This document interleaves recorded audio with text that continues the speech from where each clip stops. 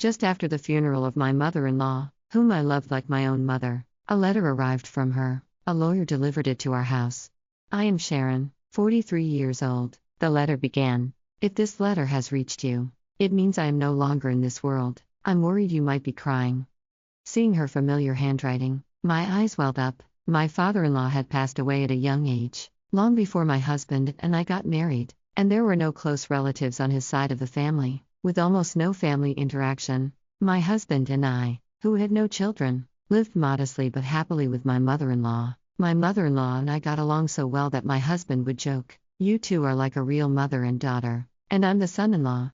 Last year, my husband passed away from cancer, leaving just my mother-in-law and me. Then she suddenly became a victim of a traffic accident. There were many mysterious aspects to the accident. For some reason, she was found collapsed on a road in a city where she had no known connections and was hit by a passing car. The police are investigating both the incident and the accident, but her bag hasn't been found. The police asked me various questions, but I didn't know much and couldn't respond properly due to the shock. I couldn't sort out my feelings about my sudden parting with my mother-in-law. In my husband's case, we had a year of medical treatment, and my mother-in-law was there, so we could remember him fully. We promised to overcome our grief together and continue living in harmony. While there were things to take care of, like the funeral and administrative procedures, my mind was distracted. But once everything was over, I suddenly felt lonely. My own parents had already passed away due to cancer. I have a brother, but he lives far away in the countryside with his family. Even if I wanted to talk to my old friends from my student days, it's difficult because they are all in the midst of raising children.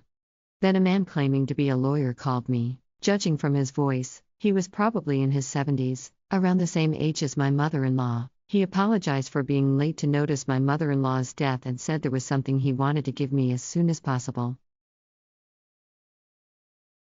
"Is it a letter from my mother-in-law?" I asked, puzzled. I had never heard of my mother-in-law being in contact with a lawyer, and the idea of receiving a letter from a deceased person seemed surreal. I was skeptical, thinking it might be a scam, but curiosity got the better of me. I decided to meet the lawyer, hoping the letter was truly from my mother-in-law.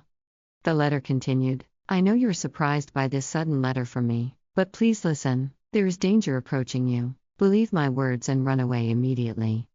I turned to the lawyer sitting in front of me. "Excuse me, do you know the content of this letter? Was my mother-in-law targeted by someone?" Indeed, the handwriting was unmistakably my mother-in-law's, characterized by her unique quirks. I recognized it instantly, but the content made no sense. It felt like a plot from a poorly crafted thriller. My mother-in-law had died in a car accident, and the driver had already been apprehended. He testified that he found her lying in the road, which delayed her discovery. The signs suggested she might have been hit and lost consciousness. If the letter was true, she must have had suspicions about her attacker. Did she foresee this incident? If so, why didn't she escape? Tears welled up in my eyes again.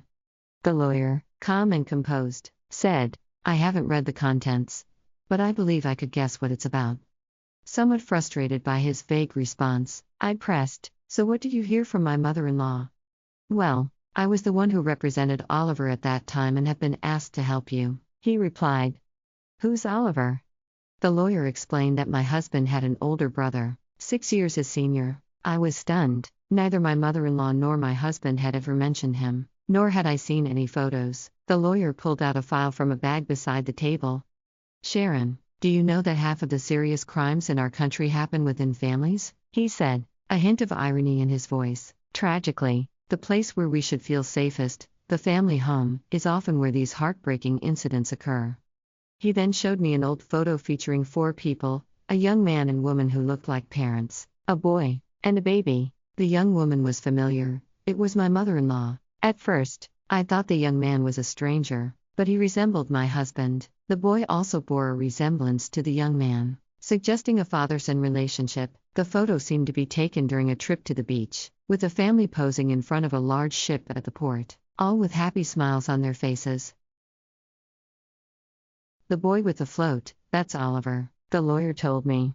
I stared at the boy, my husband's brother, whom I knew nothing about. The photo depicted such a happy moment, and I felt a sharp pain in my chest, wondering what could have possibly happened to this family. Does being a lawyer mean Oliver caused some incident? Was he the one who assaulted my mother-in-law this time? It must have been more than 17 or 18 years ago, considering my husband and I dating 15 years prior to our marriage. Otherwise, it would be strange for me to have known nothing about this.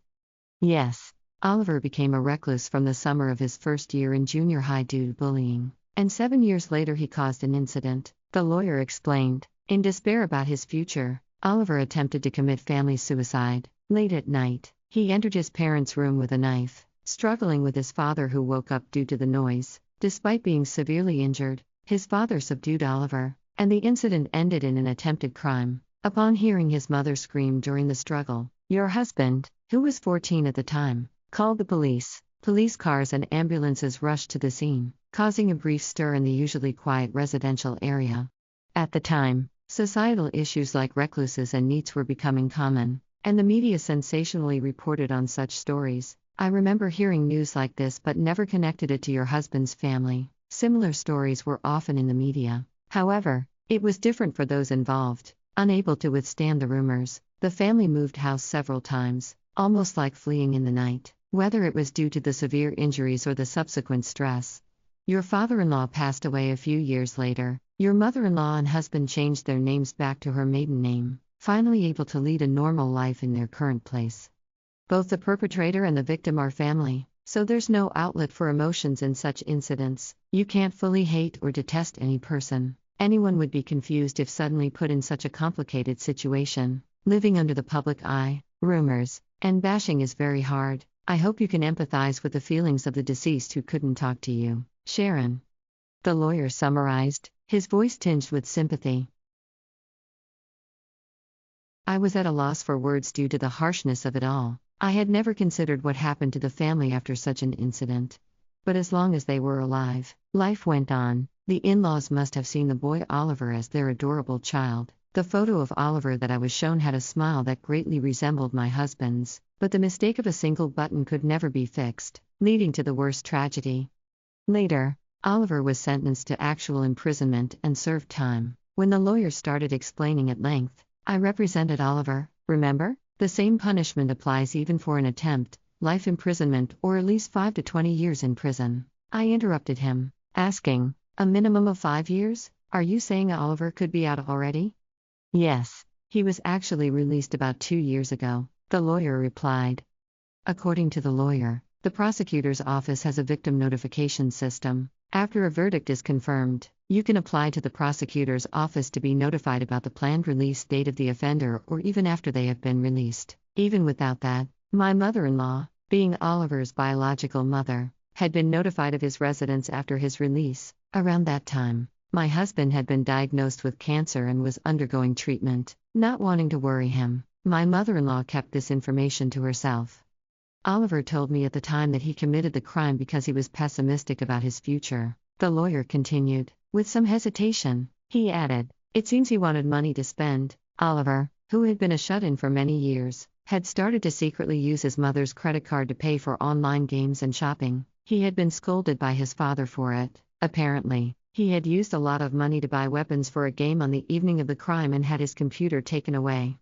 Oliver lied to the lawyer, and his real father, mother, and brother, who knew the truth, said nothing. While they hoped Oliver would genuinely reflect on his actions and serve his punishment, they did not reveal the inside story of the post-release defamation and slander. Was this out of familial love? Truth be told, my mother-in-law often visited Oliver, my brother-in-law, while he was serving time in prison. Each time she went, she returned disappointed by Oliver's unchanging, unrepentant demeanor. She was afraid to live with Oliver again after his release. The danger of violence was part of the fear, but she knew that if she or her son died, Oliver would come to me asking for money.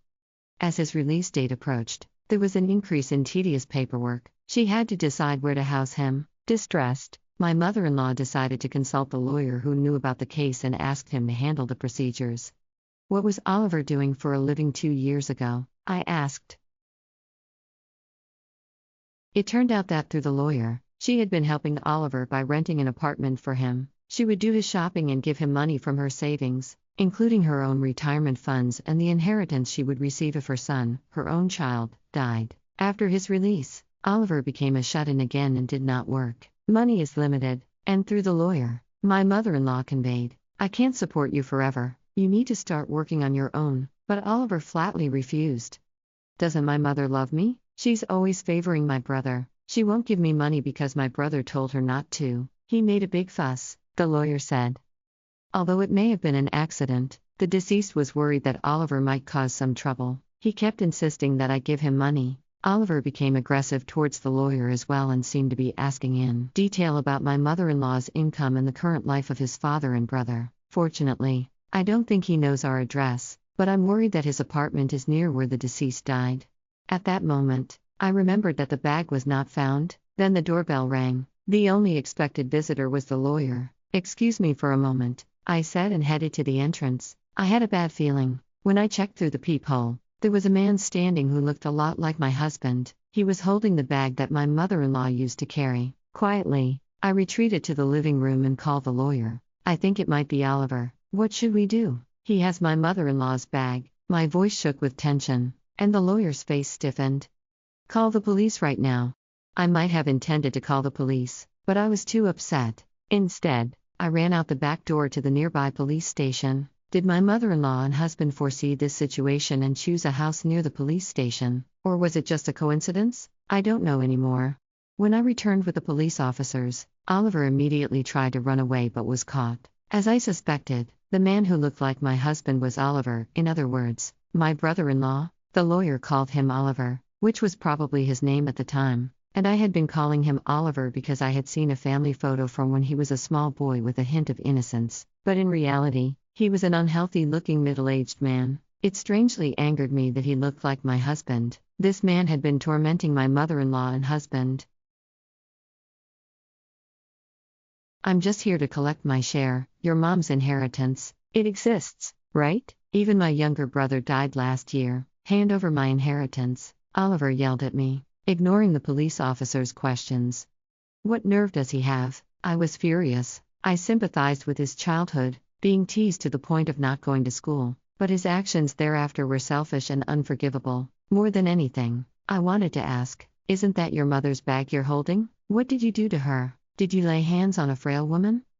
Upon hearing my words, the officers also looked at the bag that Oliver was holding. Flustered, Oliver tried to hide it, but it was too late. As one officer reached out his hand, Oliver snarled, "Hey, this is my money. I can't help it." It was the last thing my mom said. I only hit her a few times to teach her a lesson for being cheeky.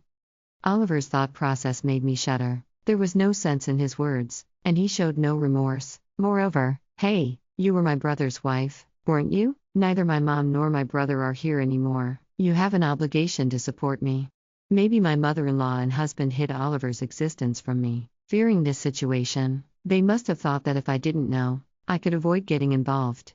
"No, Mrs. Sharon, you don't have that obligation," the lawyer interrupted, but I doubted that the law would work on Oliver. Oliver was ultimately an invincible man with nothing to lose. He doesn't understand common sense, nor does he seem to want to abide by the law. Maybe that's why my mother-in-law never wanted me to meet him. I can only imagine how difficult her life must have been.